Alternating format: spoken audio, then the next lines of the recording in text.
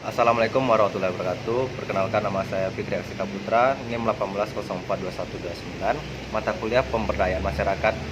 Pada pertemuan ke-11 saya akan membacakan materi tentang indikator keberhasilan dan faktor penyebab kegagalan pemberdayaan masyarakat. Kemiskinan merupakan masalah sosial yang dihadapi dan menjadi perhatian banyak orang di dunia. Kemiskinan lazimnya dilukiskan sebagai kurangnya pendapatan untuk memenuhi kebutuhan hidup yang pokok.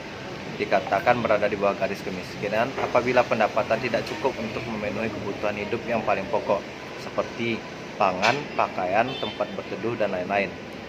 Tolak ukur kemiskinan yang lain menurut Susajakyo adalah: pertama, tidak memiliki faktor produksi sendiri seperti tanah, modal, dan keterampilan. Yang kedua, tidak memiliki kemungkinan untuk memiliki aset produksi dengan kekuatan sendiri. Yang ketiga, tingkat pendidikan mereka rendah dan kebanyakan membantu orang tua dalam memenuhi kebutuhan hidupnya sehari-hari. Yang keempat, kebanyakan tinggal di desa sebagai pekerja bebas dan berusaha. Yang kelima, banyak yang tinggal di kota berusia muda dan tidak memiliki keterampilan. Suatu program pemberdayaan masyarakat dapat berhasil jika didukung oleh komunikasi yang berlangsung dua arah antara pemberi bantuan dan penerima bantuan. Asumsinya adalah masyarakat perlu diminta untuk secara sukarela mengkomunikasikan apa-apa yang menjadi kebutuhannya.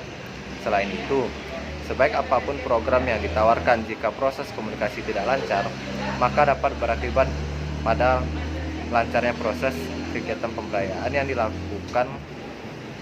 Faktor-faktor pendorong lainnya adalah sumber daya manusia, dengan asumsi bahwa pengetahuan, sikap, dan keterampilan yang dimiliki serta nilai-nilai yang dianut oleh para stakeholder kegiatan akan berdampak kepada keberhasilan program.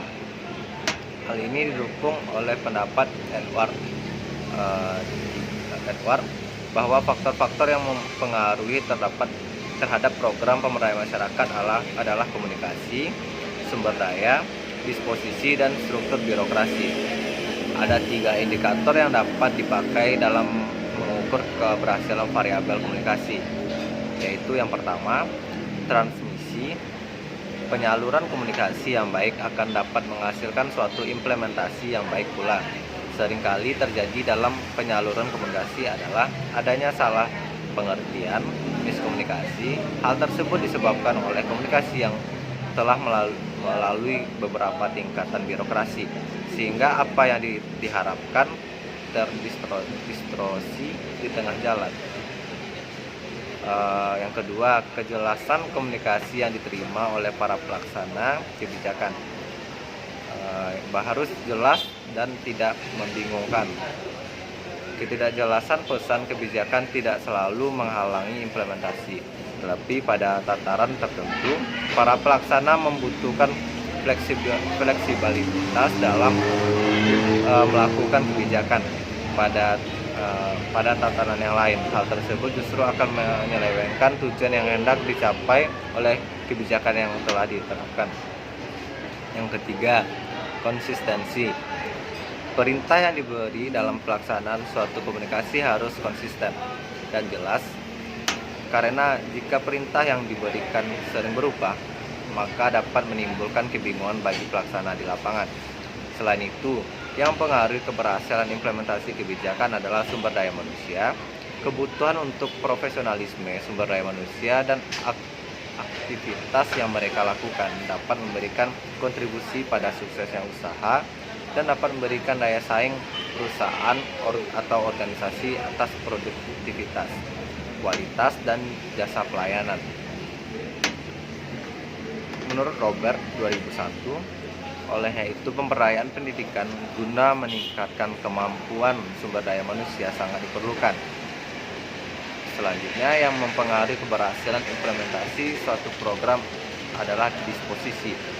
Disposisi atau sikap dan pelaksanaan kebijakan adalah faktor penting ketiga atau kebijakan publik.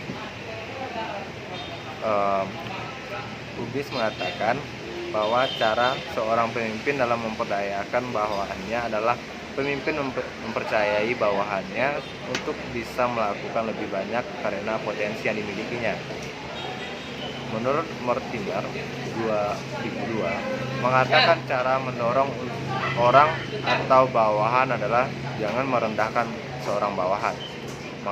Mengatakan cara mendorong atau bawahan adalah jangan merendahkan seorang bawahan, jangan kritik bawahan di depan umum, beri perhatian penuh pada bawahan, dan selalu terbuka pada hal-hal kecil. Menurut Makmur 2009, kelangsungan hidup sebuah organisasi berkaitan erat dengan proses perilaku manusia yang dapat memperkuat roh atau jiwa bagi kedinamisan sebuah struktur organisasi. Menurut Suyanto 2001, salah satu penyebab kegagalan membangun kemandirian masyarakat adalah suatu kesalahan dalam mengenali faktor penyebab kemiskinan. Kemiskinan tidak hanya berhubungan dengan faktor ekonomi. Kemiskinan tidak hanya berhubungan dengan faktor ekonomi atau rendahnya pendapatan seseorang, tetapi juga menyangkut banyak faktor seperti faktor budaya, faktor geografi, dan lain sebagainya, yang semuanya dapat menyebabkan upaya mendirikan masyarakat miskin menjadi tidak semudah yang direncanakan.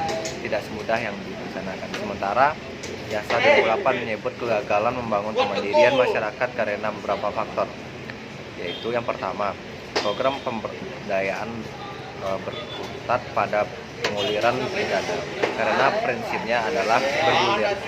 Maka nalarnya yang dapat mengikuti program adalah orang-orang yang memiliki usaha produktif. Sedangkan orang yang tidak memiliki usaha produktif tidak dapat mengikuti program. Padahal kebanyakan orang miskin tidak memiliki usaha produktif, sehingga mereka tidak mungkin dapat mengikuti program penguliran dana. Terbatasnya pengetahuan dan keterampilan juga mengurangi peluang bagi orang miskin untuk dapat mengikuti penguliran dana, karena dapat terbatasnya pengetahuan dan keterampilan dapat pengaruh terhadap keberhasilan program. Yang ketiga, sikap petugas lapangan yang kurang serius dalam melakukan pendalaman masyarakat miskin dan menghasilkan data yang tidak valid. Hal ini menjadikan data rujukan yang dijadikan acuan program pemberdayaan tidak tepat, sehingga pemberdayaan tidak menyentuh sasaran, yaitu masyarakat miskin.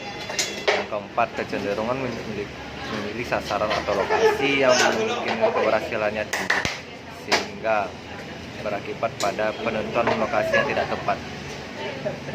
Sekianlah materi yang dapat saya sampaikan. Assalamualaikum warahmatullahi wabarakatuh.